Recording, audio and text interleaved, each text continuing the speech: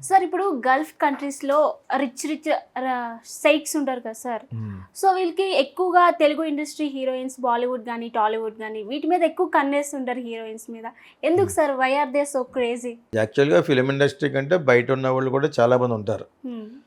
వాళ్ళతో కూడా బిజినెస్ చేసేవాళ్ళు మెడ్రాస్, హైదరాబాద్, బెంగుళూరులో ఉంటారని చాలా ఛానెల్‌లో చెప్పాను నేను. హ్మ్. అక్కడ ఉన్న అమ్మాయిలకు కూడా చాలా బ్యూటిఫుల్‌గా ఉంటారు. మన ఇండస్ట్రీ కంటే బాగుంటారు. సో వాళ్ళని కూడా వీళ్ళు వాళ్ళ అవసరం కోసం వీళ్ళు అడుగుతారు.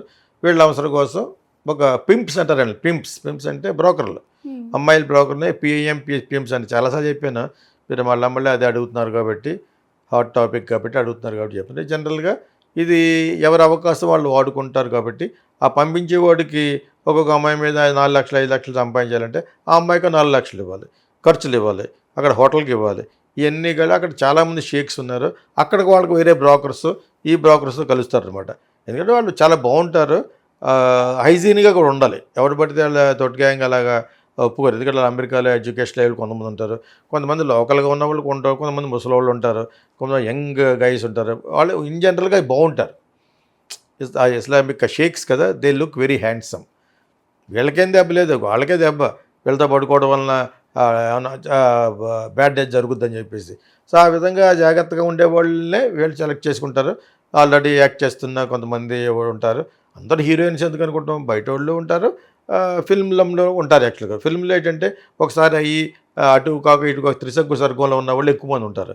ఇటు రెంట్ కట్టలేక, ఇది చేయలేక, ఫ్యామిలీని నడపలేక, మన వాళ్ళు ఎన్నుకున్న జీవితాన్ని ఆహ్, గడపాలంటే ఓ ₹1,00,000 రెంట్, ఓ ₹1,00,000 కార్లకి కట్టాలి. ఇంకోటి అలాగే 2, 3 లక్షలు నెలకుంటే తప్పితే బతకలేని వాళ్ళ జైలు వాళ్ళే నిర్మించుకున్న నటీనటులు ఉంటారు ఇక్కడ. అలాగే బిజినెస్ పీపుల్ అది చేద్దాం, ఇది చేద్దాం అనుకున్న వాళ్ళు అన్ని రకాలు ఉంటారు.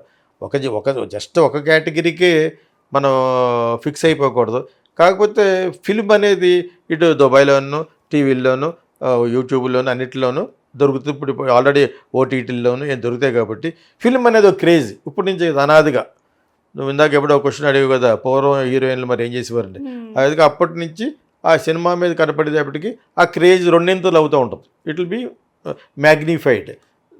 దేర్ బి ఆ ఇల్యూజన్‌లో పడిపోతారు యాక్చువల్‌గా. అలాగే దుబాయ్ షేక్‌లు ఎందుకు చూస్తారంటే క్లిప్పింగ్స్ కూడా తయారు చేసి ఒక ఆల్బమ్ తయారు చేసి ఈ అమ్మాయి ఇందులో యాక్ట్ చేసిందండి, ఈ అమ్మాయి షారుఖ్ ఖాన్‌తో యాక్ట్ చేసిందండి, ఈ అమ్మాయి చిరంజీవి గారి అబ్బాయితో యాక్ట్ చేసిందండి, ఇలాగా మొత్తం అంతా పంపి వాళ్ళకి ఒక ఆల్బమ్ ఆన్లైన్లో పంపిస్తారు. అది ఇక్కడ ఉంది. అది ఇక్కడ ఉంది. ఇక్కడ కూడా మా ఎవరో ఒక ఫిల్మ్ స్టూడెంట్ అలా పడితే అతను ఆపాం.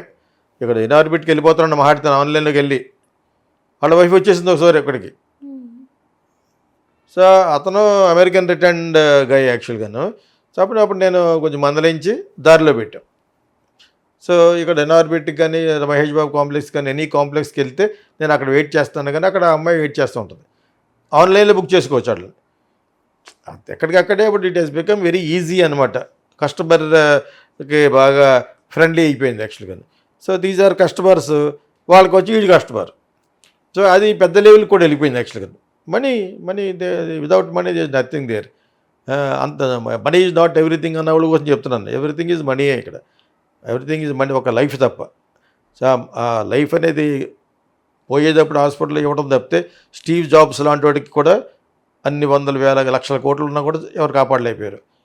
ధీరుభాయ్ అంబానీ వీళ్ళందరూ కూడా డబ్బు అక్కడ అనొచ్చు, మనీ ఈజ్ నాట్ ఎవ్రీథింగ్ అని. అదర్వైజ్ ఈ ప్రవచనాలు చెప్తూ ఉంటారు, ఇలా ఉండండి ఇలా ఉండండి అని. నేను అవి చెప్పొద్దు అంటాను. అలా చెప్పే ముందు ఎలా బతకాలో చెప్పండి. ఎలా బతకాలో తెలిసేవాళ్ళు వాళ్ళే ఎక్కువ ఇక్కడ. 140 కోట్ల మంది జనాభా ఉన్న భారతదేశంలో ఎలా బతకాలనుకునే వాళ్ళకి 130 కోట్ల మంది ఉంటారు. ఓ 10 కోట్లు తప్ప. అప్పుడు మరి మనీ ఈజ్ ఎవ్రీథింగ్ అని ఎలాగంటారు? నాట్ ఎవ్రీథింగ్ అన్న వాళ్ళు మీరు ఎందుకు ఒప్పుకోలేదంటే అది ఒప్పుకోను నేను. మనీ ఈజ్ నాట్ ఎవ్రీథింగ్ ఏంటి? మనీ ఈజ్ ఎవ్రీథింగ్ అంటాను నేను యాక్చువల్గా. Money is everything. So that's why ఈ గర్ల్స్ గో గెటింగ్ అయిపోయింది. ఇప్పుడు చాలా ఈజీ అయిపోయింది. ఒకప్పుడు గీయలం అది ఇది అని ఎలాడేవారు. మొన్న ఎవరో ఒక అమ్మాయి రీలు చూసాను. గీయలం తొక్క, కమిట్మెంటు, క్యాస్టింగ్ కోచ్ ఏమి లేవు ఆర్టిస్ట్ అన్నది. అయ్యా అంటూ ఉంటారు. మీకు పనేమి లేదు సోషల్ మీడియాలో. నాకు అవసరం. I want to come up in life. I'm going there. మీరెవరు మధ్యరాకన్నే? ఆ టైపులో ఒక అమ్మాయి ఉంది. ఎవరి లైఫ్కి వస్తే ఆడికి అర్థమవుద్దు కానీ మీకే అర్థమవుద్దు అని చెప్పేసి. ఎప్పుడో నానుడు ఉంది, ఆడది పవిత్రంగా ఉండాలి, ఇలా ఉండాలి, అలా ఉండాలి. మగోడు ఉండకూడదా? మగోడు ఏదో విషయాలు చేయొచ్చు, ఆడది మటుకు చాలా పవిత్రం అలాగే ఉండాలన్నమాట. సో ఆ రోజులు పోయినాయి యాక్చువల్గా. ఇది దుబాయ్ షేక్లు యొక్క మోజు పడ్డం ఏంటంటే, యాక్చువల్గా అయితే దుబాయ్లోనే వాళ్ళ యొక్క గల్ఫ్లో వాళ్ళు they can marry so many people. వాళ్ళే మరి అప్పుడప్పుడు ఇక్కడికి చేరిన ఓల్డ్ సిటీకి వచ్చి ఒక యంగ్ 16 years ఓల్డ్ గర్ల్ని ఒక 65 ఏళ్ళు 70 ఏళ్ళు పెళ్లి చేసుకుంటాను న్యూస్ కింద వేస్తూ ఉంటారు. యాక్చువల్లీ వాడి పాయింట్ ఆఫ్ వ్యూలో వాడు కరెక్టే, వాడికి ఎవరు ఉండరు. ఈ వాంట్ సంబడి నేను కొనుక్కుంటాడు, బడ్జెట్కి ₹1 కోటి, ఆ అమ్మాయికి ఒక 50 లక్షలు, ఫ్యామిలీకి ఒక 50 లక్షలు ఇచ్చి పట్టుకెళ్తున్నాడు. ఆ పెర్స్పెక్టివ్లో చూస్తే వాడు తప్పు కాదు. ఆ అమ్మాయి జరిగే అన్యాయం ప్రకారంగా అయితే తప్పు కింద అనుకుంటాం. అటు ముసలోడు అయితే ఏంటి, పడిచోడు అయితే ఏంటి, ఇంకా కుర్రోడు అయితే ఏంటి, ఏది తెలియదు అమ్మాయికి ఆ వయసులో. సో యాక్చువల్ టోటల్గా ఎపిసోడే తప్పు. బట్ అయినా కూడా that is how the society is going now. అది ఎక్కువ గల్ఫ్లో ఉన్న వాళ్ళు ఎక్కువ అంటే ఆయిల్ డబ్బు, ఆ డబ్బు ఏదో విధంగా డబ్బు ఉంటుంది కాబట్టి ఇంకా లాస్ట్ మినిట్లో ఆ కొడుకులు కూడా ఎలాగల్లా బతుకు అని చెప్పేసి హైదరాబాద్ ఫోన్ చేస్తారన్నమాట. అరేంజ్ చేసే వాళ్ళు ఇక్కడ ఎక్కువ. ఇక్కడ హైదరాబాద్ ఈజ్ 1 more పాకిస్తాన్ కాబట్టి కదా, ఇది మినీ పాకిస్తాన్. ఇది సచేత వాళ్ళు అరేంజ్ చేస్తూ ఉంటారు. సో ఇది సినిమా ఫీల్డ్లో వాళ్ళు ఒక్కళ్ళకే ఆపాదించకూడదు, బబుల్ వాళ్ళు కూడా సప్లై చేసి పింప్స్, బ్రోకర్స్ ఉంటారు. సినిమాలో వాళ్ళు మన సినిమాలో ఉన్నాను కాబట్టి, నన్ను సినిమా గురించి అడిగావు కాబట్టి నేనేం చెప్తాను, తప్పదు. కొన్ని తప్పని పరిస్థితుల్లో ఘటాన్ని అవ్వాలి, లైఫ్ సాగాలి. అలాగే సాగుద్ది. దాని అందరూ దాన్ని ఒక చక్రం, ఒక సినిమాలో యాక్ట్ చేయగానే అన్ని డబ్బులు వచ్చేస్తాయి, ఎన్ని డబ్బులు వచ్చేస్తాను ఏం చేస్తుంది. She will hire a house for 1.5 lakh, ఒక 1 lakh కార్కి, మరి అదే కదా నెలకు 4 లక్షలు వస్తే కానీ ఉండదు. బయట వాడికి ఎటువంటి అభిప్రాయం, ఆ సినిమా వాళ్ళు ఏముంది, రోజు పడుకుంటే 4 లక్షలు వస్తాను. ఎవడిస్తాడు ఇక్కడ? దానికి కూడా కొంత మార్కెటింగ్ ఉండాలి, నువ్వు సక్సెస్ఫుల్ అయి ఉండాలి. ఎవడు పడితే వాడికి 4 లక్షలు ఎందుకు ఇస్తారు? ఎవరు కదా. అంటే ఆ పాపులారిటీ గురించే సినిమాల్లో ఉన్న వాళ్ళకి ఒక ఆల్బమ్ తయారు చేసి ఆన్లైన్లో పెట్టి పంపిస్తారు షేక్స్కి, ఆ సర్కిల్కి పంపిస్తున్నప్పుడు దే విల్ ఆస్క్. ఇప్పుడు నేను అన్నాను కదా, మా స్టూడెంటే ఒకటి ఎవడాలో బ్యాడ్ హ్యాబిట్స్ పెడితే తప్పించి రిలైజ్ చేసాం, not correct, your married, you got a son అని చెప్పేసి. So whatever it is, ఇది అన్ని చోట్ల ఉంది. కాకపోతే దుబాయ్లో ఉన్న వాళ్ళకి ఎక్కువ, దుబాయ్ అంటే గల్ఫ్లో ఉన్న వాళ్ళు ఎక్కువ ఎందుకు మాట్లాడుతుంటే దే హ్యావ్ మనీ కదా, ఖతార్ అని కానీ ఇవన్నీ కూడా. But they look very nice. బాగా రిచ్ పీపుల్ గురించి ఇక్కడ ఎందుకు వెళ్తారు? Top models in the whole world వాళ్ళకి వెళ్తారు. They met even go to Hollywood stars. ఎంత చెట్టుకి అంత గాలి ఇక్కడ. అది మట్టుకు వాళ్ళకి అలవాటు ఉంది, ఎందుకంటే వాళ్ళకి అది లీగల్. అది లీగల్గానే they can marry so many. ఒక్కొక్కడికి 20 మంది పిల్లలు ఉంటారు అక్కడ. ఒక 50 మంది వాళ్ళు గ్రూప్ ఫోటో తీసుకుంటే మొత్తం 100 మంది ఉంటారు అక్కడ. సో అందరికీ అన్ని ప్రాపర్టీస్ ఇవ్వగా కూడా స్టిల్ వస్తూ ఉంటుంది. వాళ్ళు big people, mostly very rich people ఉంటారు అక్కడ. బికాజ్ ఆయిల్ మనీ, వాళ్ళు దే చాలా సుభిక్షంగా ఉండే కంట్రీస్ కాబట్టి. సో వాళ్ళు డెఫినెట్గా విమెన్ మీద ఆశపడినప్పుడు some people might like Indian, some people might like wheat colour South Indians. ఆ విధంగా వాళ్ళు బుక్ చేసుకుంటా ఇవ్వడానికి రెడీగా ఉన్నారు ఇక్కడ. బిజినెస్ అలా కొట్టాలి కానీ బిజినెస్కి ఎలా రెడీగా ఉన్నారు వాళ్ళు. టంగ్ టంగ్ అని వస్తుంది అనమాట, వీఆర్ దేర్ అని. పేర్లు చెప్పకూడదు కాబట్టి ఆ పేరుది, ఈ పేరుది. వాడు నాకు అదే కావాలని అడిగాడుకోండి, ₹1 కోటి అడుగుతాడు, 2 కోట్లు అడుగుతాడు, 3 కోట్లు అడుగుతాడు, లేదా 10 లక్షలు అడుగుతాడు, 20 లక్షలు. Journey 5 star. ఇవన్నీ ఎందుకు చేస్తారంటే they are encouraging, they want. ఇక్కడ నెసెసిటీ ఇది. ఈ శృంగారం అనేది నెసెసిటీ, అనేది నెసెసిటీ. అంచేత వాళ్ళకి డబ్బు ఉంది, వీళ్ళకి డబ్బు కావాలి, ఈ మధ్యవాడికి డబ్బు కావాలి. ఆ ఎండ్ యూజర్ ఎవరు? ఎందుకు పాపం వెళ్ళి అమ్మాయికి డబ్బు కావాలి, గడవాలి.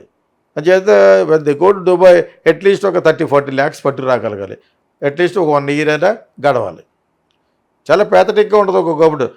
కాకపోతే వాళ్ళు ఇష్టం ఉండే వెళ్ళచ్చు, కొంచెం హయ్యర్గా ఉండి చాలా బాగుంటారు వాళ్ళు. అందరూ ముసలోళ్ళు చార్మినార్ దగ్గరికి వచ్చి చేసుకునేవాడు అలా ఉండరు. ఆడెవడో 2 ఫోటోలు వేస్తారు కానీ ఇన్ జనరల్గా men they look better than Indians. డెఫినెట్గా బాగుంటారు, they are very fair skinned, అంతా బాగుంటారు. కాకపోతే ఈ అమ్మాయిని అడిగినట్టు వాళ్ళు కూడా సర్టిఫికేట్ మరి చూపిస్తారో చూపించరు. వాడికి కూడా ఏదో వ్యాధులు ఉండొచ్చు కదా. అమ్మాయిని అవధానాన్ని అడిగేది అన్నీ అడగాలి కదా, అవన్నీ ఉంటాయనుకుంటా. అవన్నీ నాకు అంత కరెక్ట్గా తెలియదు కానీ but this is happening is very long time. Gulf కంట్రీస్కి వాళ్ళందరికీ చాలా కంట్రీలు ఎక్కడున్న వాళ్ళకే మలేషియా, సింగపూర్, మాల్దీవ్స్ పంపించి అరేంజ్ చేస్తూ ఉంటారు వీళ్ళు. You have money, everything is available at your desk. So ఆ విధంగా మెయిన్లీ గల్ఫ్ అని ఎందుకంటారంటే వాళ్ళకి ఆ ఒక పేరు వచ్చేసింది. ఇప్పుడు మెన్ ఉన్నారు ఇక్కడ, అమ్మాయిలు ప్రాస్టిట్యూషన్ తోటి ఉండాలంటే అక్కడికి వెళ్ళిపోతారు, థాయిలాండ్ వెళ్ళిపోతున్నారు. They look better than many countries. అయినా కూడా అక్కడ ఎందుకు వెళ్తారు? అవైలబిలిటీ ఈజ్ దేర్, వాళ్ళకి సర్వైవల్ అక్కడ. అలాగే మన సినిమా పేర్లు ఎందుకు అస్మాన్ పెడుతూ ఏడుస్తున్నారు వాళ్ళు. కొంతమంది డైరెక్టర్లు బాడీ అయిపోయారు అక్కడికి వెళ్ళి. సో ఇది ఒక లస్ట్ స్టోరీస్ అని ఉంది నెట్ఫ్లిక్స్లో. అలాగా ఇస్ ఆల్ లస్ట్ అనమాట. లస్ట్ వాళ్ళు ఇంకా అలవాటు నుంచి బయట పడకపోవటం, ఫ్యామిలీ బాగుపోవటం, ఆ ఫ్యామిలీ చెదిగిపోయి ఉండటం, డబ్బులు ఉంటాయి, ఏం చేయలే తెలియదు, ఇన్ని సో మెనీ థింగ్స్ మనం ఓన్లీ బ్యాడ్ యాంగిల్లోనే చూస్తున్నాం. యాక్చువల్గాను there is so much of good also in this. వాడికి అవసరం ఏం చేస్తాడు? Is business man is of 60 years, during 60 years. ఇక్కడ చేసుకోలేడు సొసైటీలోను, అక్కడ కూడా ఒకచోట వెళ్ళగలడు. గల్ఫ్ అంటే గల్ఫ్ వాళ్ళే కాదు, మన వాళ్ళ గల్ఫ్ వెళ్ళి అక్కడ ఎంజాయ్ చేస్తూ ఉంటారు. సమ్ బిజినెస్ ఏదో ఉంటుంది. సో ఇదొక పెద్ద బిజినెస్ ఇది యాక్చువల్గాను. దీన్ని మనం వక్రీకరించి చెప్పకూడదు, కానీ ఎవరి నెసెసిటీ వాళ్ళది, ఎవరి యొక్క సంపాదన వాళ్ళది యాక్చువల్గాను. ఎలా చేయకపోతే ఈ పింప్స్ అలా చేయకపోతే నిజంగా ఇక్కడ బతుకుతున్న కొంతమంది ఎస్టాబ్లిష్ అయిపోయిన అమ్మాయిలకి గతిలేదు పాపం. పని చేస్తారు, అక్కడ డబ్బు ఇక్కడ రాదు. ఇక్కడ చేస్తే మరి థర్డ్ రేటెడ్ ప్రాస్టిట్యూట్గా చూస్తారు. ఇన్ని ఉన్నాయి ఇక్కడ యాక్చువల్గాను. Actually we must sympathize and first we must empathize అండి. ఎంపథైజ్ అంటే వాళ్ళు చూడగలగాలి, తర్వాత సింపథీ చూపించాలి. అంతే తప్పితే ఇందులో తప్పు ఒప్పు అని చూడకూడదు. ఎందుకంటే ఎవరి అవసరం వాడది. కొంతమంది ఫాల్స్గా ఈ మధ్యన కొంతమంది అమ్మాయిలు పాడైపోతున్నారు. ఈ పబ్ కల్చరు ఆ కల్చర్ చూసి చుట్టూరు ఉన్న అమ్మాయిలను చూసి నేను కూడా ఎలా ఉండాలేమో అని వాళ్ళు చూసి నేను అప్పుడప్పుడు సింపథీ చేస్తాం అనుకుంటాను అనమాట. సో బ్యాడ్ అని society is making real good people also ఈ విధంగా చేస్తున్నారేమో అనుకుంటుంది అనమాట. వాళ్ళని కూడా ఈ రంగంలో దించేస్తారా? ఏంటి తప్పు, ఈ డబ్బులు కావాలి. ఆ టైప్లో పాడైపోయి వాళ్ళు ఎక్కువ ఇండియాలోనే ఉన్నారు.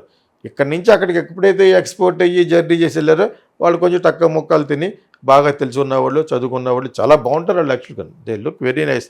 నేను చాలా ఛానల్లో చెప్పాను అన్నిసార్లను. ఎక్కువసార్లు మనం చెప్తుంటే నేను వాళ్ళ గురించి బ్యాడ్ ఎందుకు, వాళ్ళ అవసరం అది. They want something, they wanted to be rich. ఇక్కడ రిచ్గా ఉన్నారు, they wanted to get on. అంచేత కాంట్రాక్ట్ పొజిషన్లో they have to do all these things అనమాట. అంతే.